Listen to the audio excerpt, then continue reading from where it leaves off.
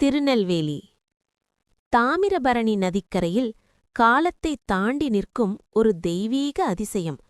நெல்லையப்பர் காந்திமதி அம்மன் கோவில். காலம் பண்டையது. ஒரு விவசாயி தன் விளைச்சல் நெல்லை மழையிலிருந்து காப்பதற்காக ஒரு சிவலிங்கத்தின் மீது குவித்தான். மழை பெய்தது. ஆனால் அந்த நெல் ஒரு துளியும் நனைவில்லையாம்.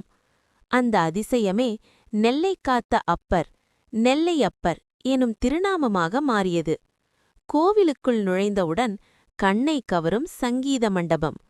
ஒவ்வொரு தூணையும் தட்டினால் வீணை, மிருதங்கம், நாதஸ்வரம், இசை ஒலிக்கும் அதிசயம். இது கல்லில் சிதுக்கிய இசை அல்ல, ஆன்மாவைத் தொடும் நாதம்.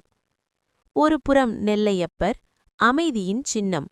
மற்றொரு புறம் காந்திமதி அம்மன், கருணையின் வடிவம். இந்த கோவில் தனிச்சிறப்பு என்னவென்றால், சிவனும் அம்பாளும் இரண்டு தனித்தனி சந்நிதிகளில், ஆனால் ஆன்மீகமாக ஒன்றாய் இணைந்திருப்பது. 1000 ஆண்டுகளை கடந்த நாயக்கர் கட்டிடக்கலை, பிரம்மாண்ட கோபுரங்கள், நுணுக்கமான சிற்பங்கள் ஒவ்வொன்றும் ஒரு கதையைச் சொல்லும்.